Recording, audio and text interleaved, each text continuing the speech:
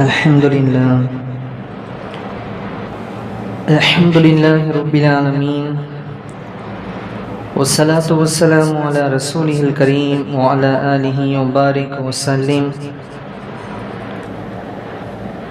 وقال الله تعالى في القرآن المجيد والقرآن الحكيم: بعد أعوذ بالله من الشيطان الرجيم، بسم الله الرحمن الرحيم.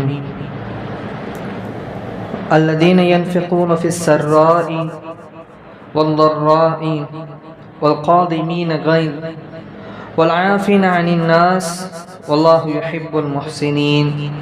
صدق الله العلي العظيم وصدق رسوله الكريم. أما بعد،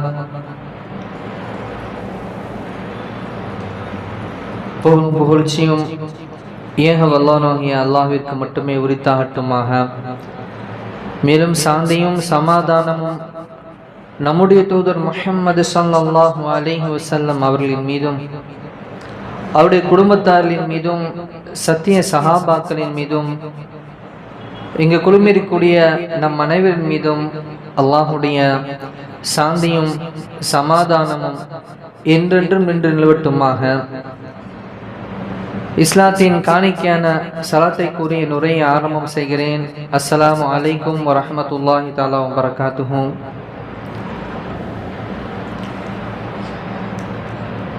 கண்ணியமிக்க அல்லாஹ்வின் நல்லடியார்களே, இன்று நாம் பார்க்க இருக்கக்கூடிய தலைப்பு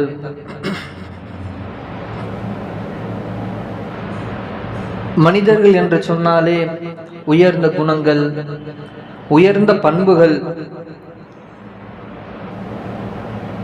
இது போன்ற மற்றைய படைப்பை விட உயர்ந்த குணம், பண்பு, இரக்க குணம் போன்ற தன்மைகளால் மனிதன் மற்ற அனைத்தை காட்டிலும் உயர்வு பெறுகிறான். அப்படிப்பட்ட குணங்களிலே மிக சிறந்த குணம் பிறரை மன்னித்தல் என்றது ஒரு உன்னதமான குணம்.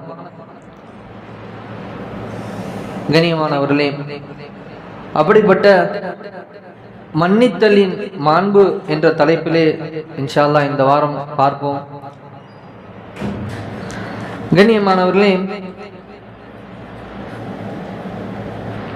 இஸ்லாத்தை தனது மார்க்கமாக தேர்ந்தெடுத்து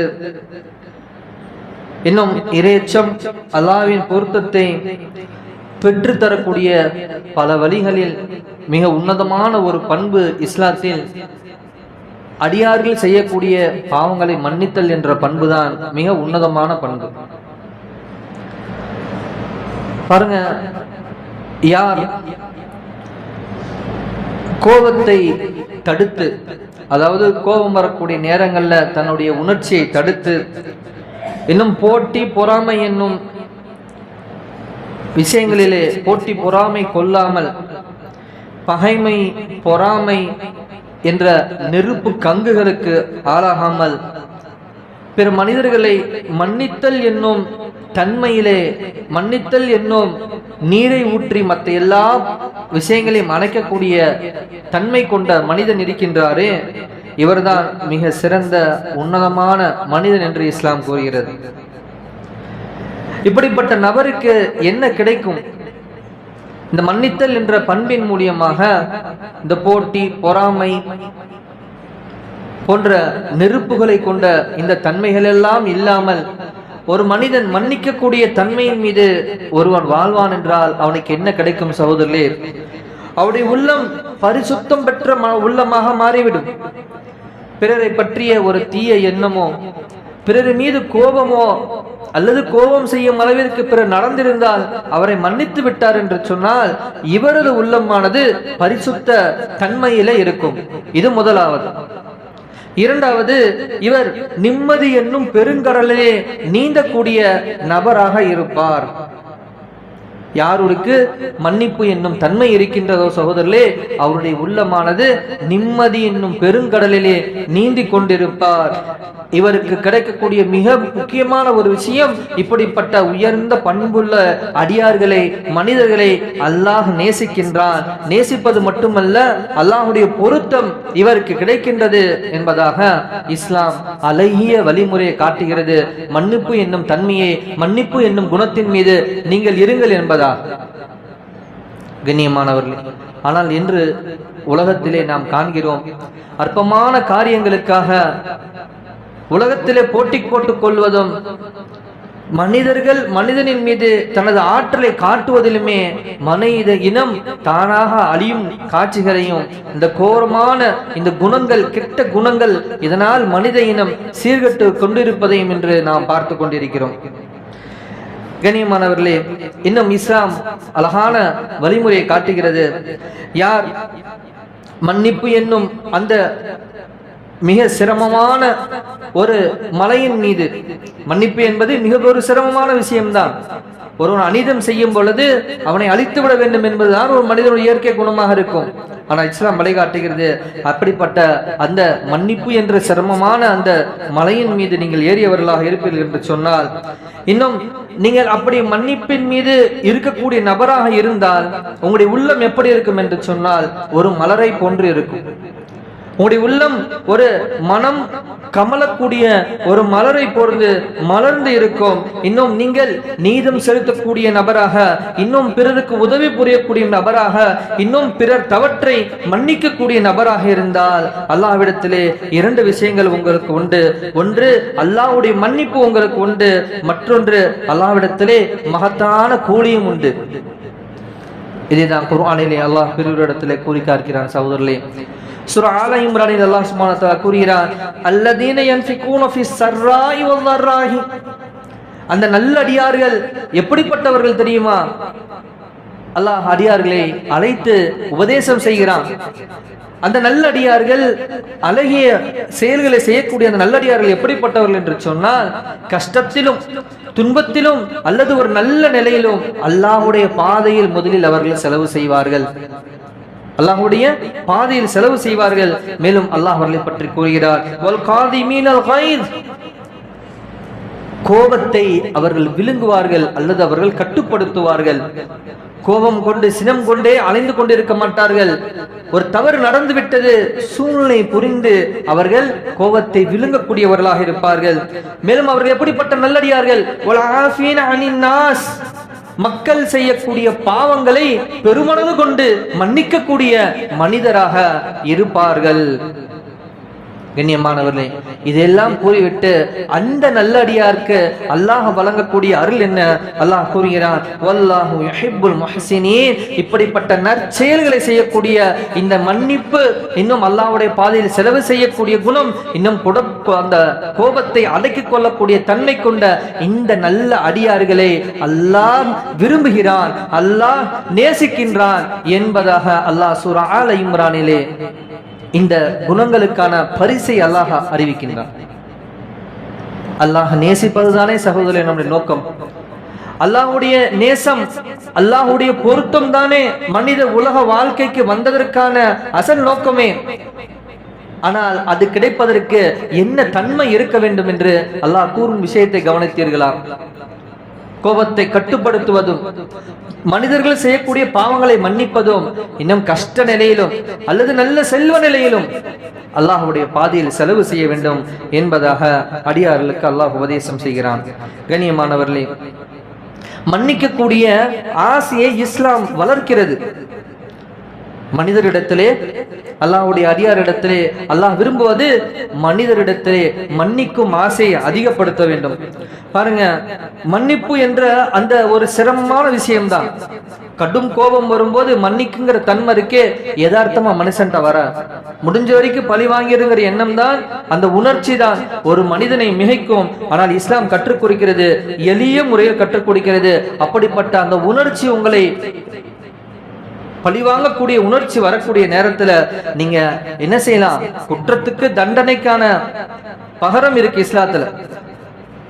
பலிக்கு பலி வாங்கலாம், இஸ்லாத்துல இருக்கு. ஆனால் அல்லாஹ் அடுத்து ஒரு வார்த்தை கூறுகிறான், நீங்க மன்னிக்கணும் அப்படின்னா நீங்க மன்னிச்சிருங்களேன். நீங்கள் பலிக்கு பலி வாங்குவதை காட்டிலும் நீ என்ன செய்யலாம், அவர்களை மன்னிக்கலாம். சரி, அப்படி நீ மன்னிச்சிட்டன அடியாரே, உனக்கு நான் என்ன செய்வேன்? அல்லாஹ் கூறுகிறான், உனக்கு ஒரு உயர்ந்த அந்தஸ்தை நான் வழங்குகிறேன் என்பதாக அல்லாஹ் குர்ஆனிலே அடியார்கள் மன்னிக்கும் ஆசையை அதிகப்படுத்தும் விதமாக இஸ்லாம் மனிதர்களை அழைக்கின்றது.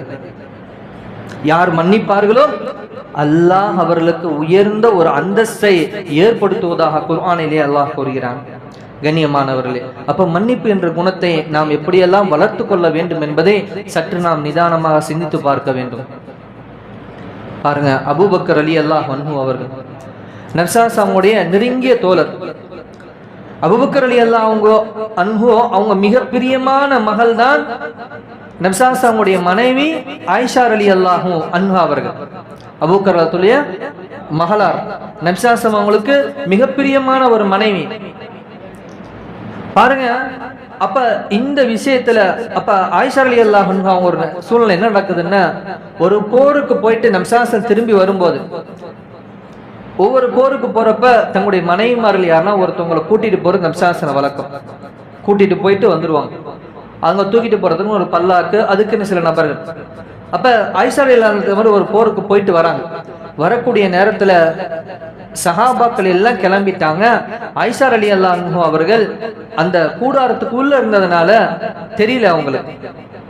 என்ன நினைச்சா, கூடாரத்துல இருக்காங்கன்னு நினைச்சுக்கிட்டு பல்லாக்க தூக்கிட்டு போயிட்டாங்க. ஆனா ஆயிஷா ரலியல்லாஹு அன்ஹா சுய தேவைக்காக அந்த இடத்தை விட்டு சற்று தள்ளி போயிருந்ததுனால அங்க இருக்க மொத்த படையும் கிளம்பி மதீனாவுக்கு வந்துருது. இப்ப ஆயிஷா ரலியல்லாஹு மட்டும் தனியா இருக்காங்க. இறுதியாக நபிஸாஸம் எப்பயுமே ஒரு சஹாபிய எல்லா படையும் கிளம்பிய பிறகு முழு இடத்தை நோட்டமிட்டு வரதுக்கு எப்பயுமே நபிஸாஸம் ஒரு சஹாபியை நியமிப்பாங்க. அப்படி ஒரு சஹாபியை நியமிச்சு அப்ப அந்த சஹாபி ஆயிஷா ரலியல்லாஹு அவங்க எல்லாம் போனதுக்கு அப்புறம் நிக்கிறத பாக்குறாங்க. அவங்க விவரிக்கிறாங்க, பல்லாக்குல என்ன எல்லா பக்கம் மூடி இருக்கும், நான் இருக்கேன்னு நினைச்சு அவங்க தூக்கிட்டு போயிட்டாங்க, நான் சுய தேவைக்காக வந்தேன் அப்படின்னு. உடனே அவங்களுடைய ஒட்டகத்துல ஏத்திட்டு மதீனாக்கு வராங்க. இதுதான் சந்தர்ப்பம் என்று நயவஞ்சகர்கள் அன்னை ஆயிஷா ரலியல்லாஹு அன்ஹா அவர்கள் மீது இட்டுக்கட்டினார்கள். இந்த சஹாபியுடன் ஆயிஷா அன்னை அவர்கள் தவறு புரிந்து விட்டார், வருகையில் தவறு புரிந்து விட்டார்கள் என்பதாக ஒரு வதந்தியை முனாஃபிக்குகள் நபிஸாஸம் அவர்களையும் கஷ்டப்படுத்த வேண்டும், இஸ்லாத்தை கொச்சைப்படுத்த வேண்டும் என்பதற்காக பரப்பிக் கொண்டே இருக்கார்கள். அந்த வலையிலே சில சஹாபாக்களும் விழுகின்றார்கள், சில நல்லடியார்களும் அந்த வலையிலே விழுந்து விடுகின்றார்கள்.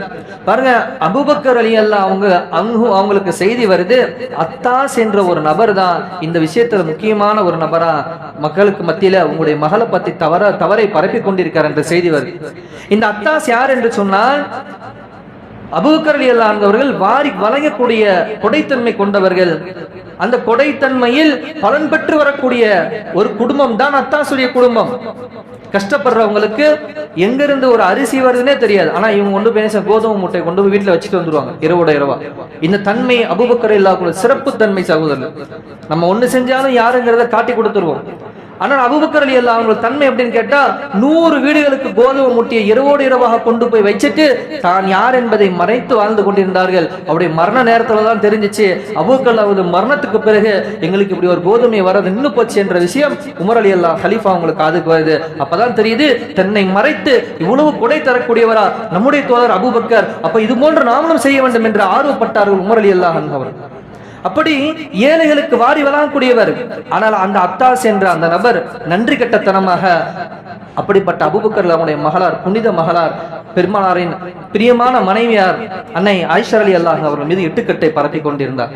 உடனே இவங்க சொன்னாங்க, அத்தாஸுக்கு அல்லாஹ்வின் மீது சத்தியமாக நான் செய்யக்கூடிய உதவி நிறுத்தி விடுவேன் என்பதால், அத்தாஸுக்கு நான் செய்யக்கூடிய உதவி நிறுத்திவிடும் என்பதாக. ஆனால் அல்லாஹ் உடனே குர்ஆனிலே வசனத்தை இறக்கினான். கண்ணியமானவர்களே, அல்லாஹ் குர்ஆனிலே கூறுகிறான், என்ன செய்யாதீங்க, ஏழைகளுக்கோ அல்லது உங்களுடைய உறவினர்களுக்கோ அல்லது யாராச்சும் ஒரு சிரமத்தின் காரணமாக ஒரு இடத்துல விட்டு ஹிஜ்ரத் செஞ்சு போறாங்க அப்படின்னு சொன்னா, நீங்க அவங்களுக்கு உதவி செய்யக்கூடிய நபராக இருக்கிறீங்கன்னு சொன்னா நீங்க என்ன செய்யாதீங்க, அப்படி உங்களுடைய உதவியை நிறுத்தி விடாதீர்கள் சொல்லிவிட்டு அல்லாஹ் கூறுகிறான், அவங்க செய்யக்கூடிய அந்த விஷயத்தை நீங்க பொருட்படுத்தாதீங்க, உங்களோட உதவியை நீங்க எப்பயும் தொடர்ந்து கொண்டே இருங்க என்பதால். அபூபக்கர் ரலியல்லாஹு அல்லாஹ் அறிவுரை கூறுகிறார். அந்த காரணமாக அவர் செய்யக்கூடிய தவறின் காரணமாக அவருடைய உதவி நிறுத்திடாதீங்க. ஏன் சொல்லிவிட்டு அல்லாஹ் பின்னாடி கூறுகிறான், ஏன் நீங்க உதவி செய்யணும், ஏன் நீங்க உங்க உதவி நிறுத்தக்கூடாது? அவர்கள் உங்களுக்கு எதிராக பேசினாலும் அவர் ஒரு கஷ்டப்படக்கூடிய நீங்க உதவி செய்யக்கூடிய நபராக இருந்தால் அந்த உதவி ஏன் நீங்க நிறுத்தக்கூடாது? அல்லாஹ் கூறுகிறார், அலா உங்களுக்கு தெரியாதா, துஹிப்பூன ஐ யக்ஃபிரல்லாஹு லக்கும், அல்லாஹ் உங்களுடைய பாவங்களை மன்னிக்க வேண்டும் என்று நீங்க விரும்பவில்லையா? என்ன என்று சொன்ன சகோதரர்களே, மன்னிப்பு என்பது அல்லாஹ்வுடைய தன்மை. உங்களுக்கு செல்வம் இருக்க கொடை கொடுத்துக்கிட்டு இருக்கீங்க, அந்த அடியார் விளங்காதனமா உங்களுக்கு எதிராகவே தவறு செய்கிறார், அநியாயத்தை இட்டு கட்டுகிறார் என்று சொன்னால் நீங்கள் அல்லாஹ்வுடைய மன்னிப்பை பெற வேண்டும் என்று நீங்கள் விரும்பினால் நீங்கள் அவரை மன்னித்து அவருக்கு செய்யக்கூடிய உதவி நீங்கள் செய்து கொண்டிருங்கள். குறிவிட்டு அல்லாஹ் கூறுகிறான், வல்லாஹு கஃபூருர் ரஹீம், அல்லாஹ் மன்னிக்க கூடியவனாகவும் அடியாரிடத்தில் மிக கருணையோடு நடக்கக்கூடியவராகவும் இருக்கிறான் என்பதாக அல்லாஹ் குர்ஆனிலே கூறுகிறான். கண்ணியமானவர்களே, புரிந்து கொள்ள வேண்டும், நாம் கோபம் வந்து விட்டால் எவ்வளவு செய்கிறோம் சகோதரர்களே. மனிதனுடைய உணர்ச்சி அப்படிதான், யதார்த்தம் அப்படிதான். ஒரு கோபம் வந்துட்டா அவனுக்கு எதிராக எதை வேணுமானும் செய்யலாம் என்ற தன்மை உருவாகிவிடும். ஆனால் பெருமானார் ஸல்லல்லாஹு அலைஹி வஸல்லம் அவர்களும் இஸ்லாமும் அல்லாஹும் காட்டி தரக்கூடிய வழிமுறை இருக்கிறது, தவறு செய்தவனுக்கும் நீ உதவி செய். ஏன்? அல்லாஹ் அப்படிப்பட்டவன், அல்லாஹ் மன்னிக்கக்கூடிய தன்மையின் மீது இருக்கின்றான்.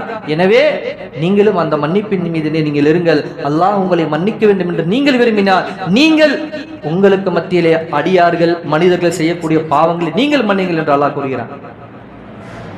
கண்ணியமானவர்களே, இன்னும் எவ்வளவு அழகான உபதேசங்களை அல்லாஹ் பெருமானார் ஸல்லல்லாஹு அலைஹி வஸல்லம் கூறுகிறான் என்பதை பாருங்கள். குர்ஆனில் அல்லாஹ் கூறுகிறான், எதிரிகளும் நேசமாக வேண்டுமா? அல்லாஹ் கூறுகிறான், நபியே, நன்மையும் தீமையும் ஒருபோதும் சமமாகாது. எப்படி? நன்மையும் தீமையும் ஒருபோதும் சமமாகாது. ஆனா நபியே, உங்களுக்கு யாராச்சும் தீமையை செஞ்சுட்டாங்கன்னு சொன்னா நீங்க பதிலுக்கு நன்மையை கொண்டு என்ன செய்யுங்க?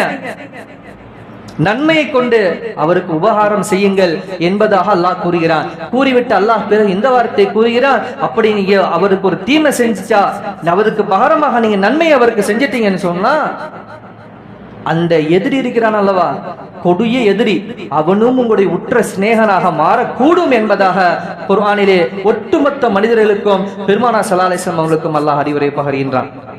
ஆனா சகோதரர்களே, நம்முடைய நீதி என்ன? தவறு செஞ்சா தவறு, நன்மை செஞ்சிட்டா நன்மை. ஆனா அல்லாஹ் நபிக்கு எப்படி அறிவுரை பகர்கிறான் பாருங்க, நன்மையும் தீமையும் ஒருபோதும் சமமாகாது, தீமையை தீமையை கொண்டுதான் அழிக்க வேண்டும் என்று சொன்னார். உலகத்திலே சகோதரர்களே, அநீதம் என்ன சகோதரர்களே, நீதம் நிலைநாட்டப்படாது என்பதை தன்னுடைய அடியாருக்கு அல்லாஹ் இங்கே அறிவுரை பகர்கிறார். இனி கண்ணியமானவர்களே, இதெல்லாம் மனதிலே வைத்துக் கொள்ள வேண்டும். பாருங்க, என்ன ஆயிஷா ரலியல்லாஹு அன்ஹா அவர்கள் பெருமானார் ஸல்லல்லாஹு அலைஹி வஸல்லம் அவங்களை பத்தி சொல்றாங்க. முஸ்லிம் ஹதீஸ் கிரந்தத்துல வரக்கூடிய ஒரு ஹதீஸ், அல்லாஹ்வுடைய தூதர் இருக்காங்களே, ஒருபோதும் போருடைய நேரத்திலேயோ அல்லாஹ் ஏதேனும் கட்டளையிட்டு ஒரு விஷயத்தை தகர்க்க வேண்டும் என்று கூறியிருந்தால் இந்த நேரத்தை தவிர வேறு யாரையும் அடித்ததும் இல்லை. தன்னுடைய சொந்த பிரச்சனைக்காக ஒரு நபர் பெருமானார் ஸல்லல்லாஹு அலைஹி வஸல்லம் எவ்வளவோ துன்புறுத்தி இருக்காங்க, சொல்லால், செயலால், வார்த்தையால், பொருளாதாரத்தால், எத்தனை முடியுமோ அவ்வளவும் செய்திருக்காங்க. ஆனால் சொந்த பிரச்சனைக்காக, சொந்த விஷயத்துக்காக யாரையும் அடித்ததும் இல்லை, யாரையும் பழிக்கு பழி வாங்கியதில்லை. போருடைய நேரத்தையும் அல்லாஹ் இறக்கிய கட்டளைகளுடைய நேரத்தையும் தவிர என்பதாக ஆயிஷா ரலியல்லாஹு அன்ஹா அவர்கள் பெருமானார் ஸல்லல்லாஹு அலைஹி வஸல்லம் பற்றி அழகான ஒரு விஷயத்தை சஹாபாக்களுக்கு கூறினார். எத்தனை அழகிய ஒரு விஷயம் பாருங்கள் சகோதரர்கள். இன்னும் பாருங்க கண்ணியமான, இது முக்கியமான விஷயம். மன்னித்தல் என்பது அல்லாஹ்வுடைய குணம். அல்லாஹ் மட்டும் அந்த குணத்தின் மீது இல்லை என்று சொன்னால் இன்னைக்கு நீங்களும் நானும் பயன் பண்ண முடியுமா? ஒரு நிமிஷம் நம்முடைய பாவத்தெல்லாம் அப்படியே அல்லாஹ் அப்படி வெளியே ஒரு 3Dல காட்டுற மாதிரி வச்சுட்டான்னு வச்சுக்கோங்களேன், அஜரத்தை பார்த்து நீங்க ஓடிடுறீங்க, உங்களை பார்த்து இதெல்லாம் மனுஷன் கூட்டமா நம்ம ஓடிடுவோம். யாரும் யாருக்கு மத்திய சகோதரர்களே மனிதராக பார்க்க முடியாது. அல்லாஹ் மன்னித்ததின் காரணமாக நம்முடைய பாவங்களை மறைத்து வைத்திருக்கின்றான். எனவே நமக்கு நம்ம சக்திக்கு உட்பட்டு யாராவது ஒருத்தர் தப்பு செஞ்சிட்டாங்கன்னு சொன்னா முடிஞ்ச வரைக்கும் அவரை மன்னிப்பதுதான் அழகிய குணம். ஏன்? அல்லாஹ் யார் மன்னிக்கின்றார்களோ அவர்களை அல்லாஹ் மன்னிக்கின்றான், அல்லாஹ் அவர்களை நேசிக்கின்றான். கண்ணியமானவர்களே, பாருங்க, அனஸ் ரலியல்லாஹு அன்ஹு ஒரு நபிசாசமுடைய ஒரு சம்பவத்தை சொல்றாங்க. நஜ்ரான் ஒரு போர்வையை பெருமானார் ஸல்லல்லாஹு அலைஹி வஸல்லம் போத்தி இருந்தாங்க. ஒரு காட்டரபி வந்தார். வந்த மனுஷனுக்கு ஒரு தேவைதான். பெருமானார் ஸல்லல்லாஹு அலைஹி வஸல்லம் அவங்கள்ட்ட இப்படி சொன்னாரு, அந்த போர்வையை கடுமையா புடிச்சு இழுத்தார், ரொம்ப கடுமையா புடிச்சு இழுத்துட்டு சொன்னாரு, முகமதே, அல்லாஹ் உங்களுக்கு கொடுத்த செல்வத்திலிருந்து எனக்கு கொஞ்சம் நீ தரமாட்டியா என்பதாக அந்த போர்வை கடுமையா புடிச்சு இழுத்துட்டு கேட்கிறார். எவ்வளவு கடுமையான நேரம்! பெருமானா ஸல்லல்லாஹு அலைஹி வஸல்லம் அழகிய குணத்தை பாருங்க சகோதரர்களே. நமக்கெல்லாம் ஒரு உதாரணம், இதெல்லாம் நாம் படிக்க வேண்டும். பெருமானா ஸல்லல்லாஹு அலைஹி வஸல்லம் பக்கம் திரும்பி பார்த்தாங்க. அழகான ஒரு பாறையை பார்த்துட்டு அவர் பார்த்து ஒரு சிரிச்சாங்க. சிரிச்சுட்டு கேட்டாங்க, இவருக்கு என்ன கேட்கிறாரு, கொஞ்சம் நம்மள்ட்ட இருந்து எடுத்து கொடுங்களேன் என்பதால் உடனே சஹாபாக்கள் அவருக்கு சில பொருட்களும் அவருக்கு தேவையான சில சாமான்களையும் கொடுத்து அனுப்பி வைத்தார்கள். இந்த சம்பவத்தை அனஸ் ரலியல்லாஹு அவர் கூறுகிறார். இந்த அனஸ்ல சொல்றாங்க, நபி ஸல்லல்லாஹு அலைஹி வஸல்லம் எந்த அளவுக்கு அழகிய முறையில் நடந்துகிட்டாங்க அப்படின்னு சொன்னா, பெருமானா ஸல்லல்லாஹு அலைஹி வஸல்லம் தோல் புஜத்துல அந்த மனுஷன் அந்த போர்வை கடித்தமான போரை பிடிச்சி இழுத்ததின் காரணமா வடுவே ஏற்பட்டுருச்சு. அந்த தோல்ல வடுவே ஏற்பட்டுருச்சு.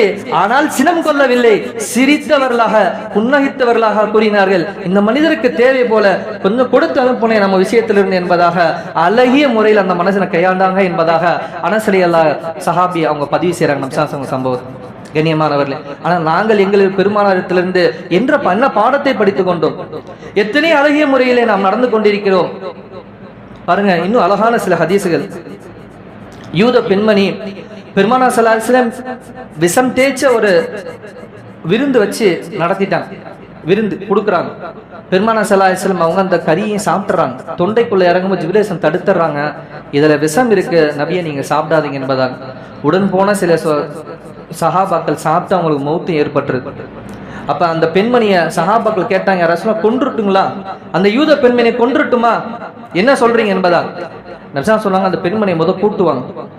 கேட்டாங்க, ஏமா இப்படி செஞ்ச? இல்ல, எங்களுடைய வேதங்கள்ல இருக்கு, நீங்க மட்டும் உண்மையான நபியா இருந்துச்சுன்னு சொன்னா உங்களுக்கு விஷம் தேய்க்கப்பட்ட கரியை நான் கொடுத்தாலும் அந்த கரியை உங்களிடத்துல சொல்லும் என் மேல விஷம் இருக்கு என்பதாக, உங்களுக்கு அல்லாஹ்ட்ட இருந்து உதவி வரும் என்ற காட்சியை நான் பார்க்க ஆசைப்பட்டேன். நீங்க உண்மையான நபரா இருந்தா பின்பற்றலாம், இல்லைன்னு சொன்னா உங்க குழப்பத்துல இருந்து நானும் என் குடும்பம் விலகி இருக்கலாங்கிறதுனால அப்படி செஞ்சுட்டேன் யாரா சொல்ல என்றவனே பெருமானா ஸல்லல்லாஹு அலைஹி வஸல்லம் அந்த பெண்மணியை மன்னித்தார்கள். என்ன சகோதரர்களே, அந்த பெண்மணியை மன்னித்தார்கள். ஆனால் அந்த கறி சாப்பிடுவதற்கு முன்பாக அந்த கரியே கூறியது யார சூழல்லா, விஷம் தேய்க்கப்பட்ட நான் கறி என்பதாக. கண்ணியமானவர்கள், எப்படிப்பட்ட சோதனை எல்லாம் பாருங்கள் பெருமானா ஸல்லல்லாஹு அலைஹி வஸல்லம். ஆனால் அழகிய முறையில் நடந்து கொண்டார்கள் பெருமானா ஸல்லல்லாஹு அலைஹி வஸல்லம். பாருங்க, தௌஸ் கூட்டம் என்ற ஒரு கூட்டம் எல்லாம் இஸ்லாத்துக்குள்ள வந்துகிட்டே இருக்காங்க. அந்த தௌஸ் கூட்டத்தார்களை மட்டும் சொன்ன பட்ச கேட்காம நம்ம ஸல்லல்லாஹு அலைஹி வஸல்லம் வரம்பு மீறி ரொம்ப பிடிவாதமா கடைசி சண்டையில் ஈடுபட்டுக்கிட்டு இருந்தாங்க. 2 நாள் கடந்து போகுது சண்டை. அப்ப 3வது நாள் அடுத்த நாள் காலைல மறுபடியும் போர் தான். அந்த தௌஸ் கூட்டம், தௌஸ் என்பது ஒரு கூட்டம். இப்ப இந்த நேரத்துல பெருமானா ஸல்லல்லாஹு அலைஹி வஸல்லம் அவங்கள்ட்ட ஒரு சஹாபி துஃபைல் பின் அம்ரு ரலியல்லாஹு என்ற ஒரு சஹாபி, இவங்க யாரு, தௌஸ் கூட்டத்தை சேர்ந்த ஒரு ஆள் தான், வந்து சொன்னாங்க, இந்த தௌஸ் கூட்டம் திருந்தவே மாட்டாங்க யார ரசூலுல்லாஹ், உங்களுக்கு எதிராக ஏன்னா பண்ணிக்கிட்டே இருப்பாங்க, நீங்க அல்லாஹ்ட்ட கையேந்துங்க, இவங்க எல்லாம் அழிச்சு விடு என்று நீங்க கையேந்துங்க, அல்லாஹ் உங்களுடைய துஆவை கபூல் செய்வான் என்பதாக. இரவு நேரத்தில் நடக்கும். பெருமானா ஸல்லல்லாஹு அலைஹி வஸல்லம் கிப்லாவை முன்னோக்கி அமர்ந்தார்கள். அமர்ந்து விட்டு பெருமானா ஸல்லல்லாஹு அலைஹி வஸல்லம் அல்லாஹ்விடத்தில் இரு கையேந்தி துஆ செய்தார்கள், யா அல்லாஹ், யா அல்லாஹ், தௌஸ் கூட்டத்தை நீ மன்னித்து விடு யா அல்லாஹ். தன்னுடைய தோழர் ஆலோசனை கூறுகிறார், அல்லாஹ் நீங்க அழிச்சிட்டு துஆ செய்யுங்க யா ரசூலுல்லாஹ், அல்லாஹ் உங்களுடைய துஆவை கபூல் செய்வான், போர் எதுக்கு என்பதாக. ஆனால் கையேந்தி துஆ செய்தார்கள். 2 நாள் அவங்க தான் போர் செஞ்சுட்டு இருக்காங்க. யா அல்லாஹ், இந்த தௌஸ் கூட்டத்தை நீ மன்னித்து விடு. அழகான வார்த்தை பாருங்க சகோதரர்களே, யா அல்லாஹ், இவர்களுக்கு நீ நேர்வழி காட்டி என்னுடைய கரத்துல கொண்டு என்கிட்ட அவங்களா தேடி வந்து என் கரத்துல பையத் செய்ய யா அல்லாஹ் என்று துஆ செய்தார். என்ன அழகான வார்த்தை பாருங்க சகோதரர்களே, 3 முறை துஆ செய்தாருங்க. அல்லாஹ் நீ மன்னித்து விடு, தௌஸ் கூட்டத்துக்கு நேர்வழி காட்டி அவங்க தானா என்கிட்ட வந்துருங்க யா அல்லாஹ் என்பதாக. சகோதரர்களே, அடுத்த நாளே அவர்கள் மனம் திருந்தி பெருமானா ஸல்லல்லாஹு அலைஹி வஸல்லம் சத்தியத்தை உணர்ந்து கூட்டம் கூட்டமாக வந்து இஸ்லாத்தை தழுவினார்கள். பெருமானா ஸல்லல்லாஹு அலைஹி வஸல்லம் மன்னிப்பை தேடிக் கொண்டார்கள். கண்ணியமான விதத்தில் அழகான குணம். நமக்கு சக்தி இருந்தா என்ன செஞ்சிருப்போம், அடுத்த நாள் ஒரு படைக்கு இன்னும் 2 படை இறக்கு மொத்தமா முடிச்சிடுவோம். இதுதான் யதார்த்தமான மனிதன்.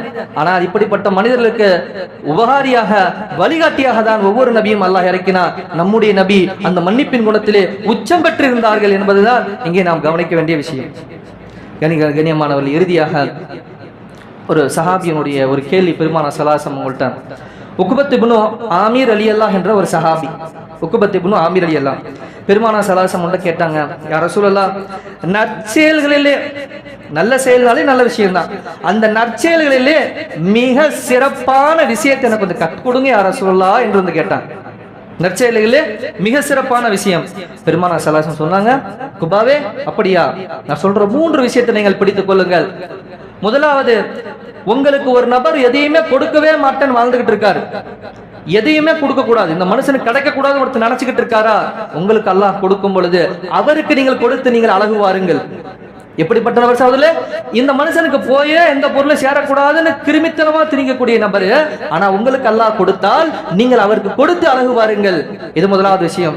இரண்டாவதாக பெருமானார் ஸல்லல்லாஹு அலைஹி வஸல்லம் சொன்னார்கள், உறவை துண்டித்து தான் வாழ்வேன், உங்க கூட சேர்ந்தே இருக்க மாட்டேன், உங்க உறவுல யாராவது துடிச்சுக்கிட்டு இருக்காங்களா, வாய்ப்பு கிடைக்கும் போதெல்லாம் அந்த உறவை நீங்கள் சேர்த்து வாழவே நீங்கள் ஆசைப்படுங்கள். இது இரண்டாவது உபதேசம். மூன்றாவதாக பெருமானார் ஸல்லல்லாஹு அலைஹி வஸல்லம் சொன்னார்கள், உக்குபாவே, உமக்கு யாராச்சும் அநீதி இழைப்பார்கள் என்று சொன்னால் அவங்களை நீங்க மன்னிச்சு விட்டுருங்க உக்குபாவே என்பதாக மூன்றாவது உபதேசத்தை செய்தார்கள். கண்ணியமானவர்களே, எவ்வளவு அழகான ஒரு உபதேசம், ஒட்டுமொத்த மனித இனத்திற்கும் கொண்டு போய் சேர்க்க வேண்டிய விஷயம். இந்த மூன்று விஷயங்களை சொன்னார்கள். உக்குபா ரலியல்லாஹு அவர்கள் கால் தாழ்த்தி கேள்த்தார்கள்.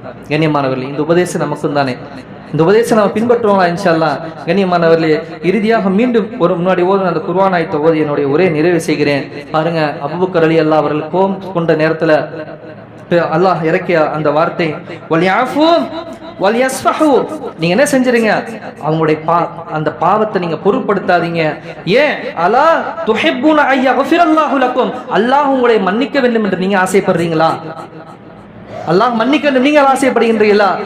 நீங்கள் என்ன செய்யுங்க, உங்கள்கிட்ட அடியார்கள் செய்யக்கூடிய பாவங்களை மன்னிச்சிருங்க. வல்லாஹு கஃபூருர் ரஹீம், அல்லாஹ் மன்னிக்க கூடியவனும் அல்லாஹ் மிக அடியாரிடத்தில் இரக்கம் காட்டக்கூடியவன் என்பதை நீங்கள் அறிந்து கொள்ளுங்கள் என்பதாக அல்லாஹ் குர்ஆனிலே அறிவுரை செய்கிறான். கண்ணியமானவர்களே, அந்த மன்னிப்பு என்ற குணத்தின் மீது நாம் இருக்கலாங்களா இன்ஷா அல்லாஹ்? அந்த குணத்தின் மீது நாம் வரலாங்களா இன்ஷா அல்லாஹ்? பாருங்க, கோபம் உணர்ச்சிக்கான நேரம், உணர்ச்சி வந்துருச்சுன்னா இவர்கிட்ட இருக்க முடியுதோ முடியலையோ அந்த சக்தியை பயன்படுத்தி ஏதாச்சும் பண்ணணும்னு நினைப்பார், ஒண்ணுமில்லாம நினைப்பார், இதுதான் இயல்பு. ஆனால் மன்னிங்க, அவரும் திருந்துவார், அவரும் நல்லவராக மாறுவார் என்பதுதான் இஸ்லாம் கூறக்கூடிய வார்த்தைகள். அவர் மன்னிங்க, அல்லாஹ் உங்களை மன்னிப்பான், உங்களுக்கு மன்னிப்பு தேவையில்லையா, அவரை மன்னிங்கள், அல்லாஹ்விடத்தில் உங்களுக்கு அந்தஸ்துகள் உயர்த்தப்படும். இதுதான் குர்ஆனுடைய வார்த்தைகள். கண்ணியமானவர்களே, நம் மன்னிக்கக்கூடிய குணத்தின் மீது இருக்கலாங்களா இன்ஷா அல்லாஹ்?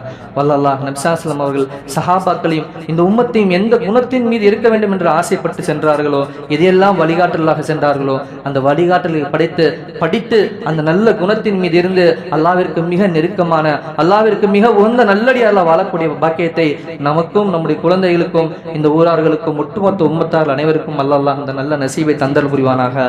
வாஹிர் தஅவானா அல்ஹம்துலில்லாஹி ரப்பில் ஆலமீன். அஸ்ஸலாமு அலைக்கும் வரஹ்மத்துல்லாஹி வபரகாத்துஹு. சுன்னத்துல் வதா சுன்னத்துல்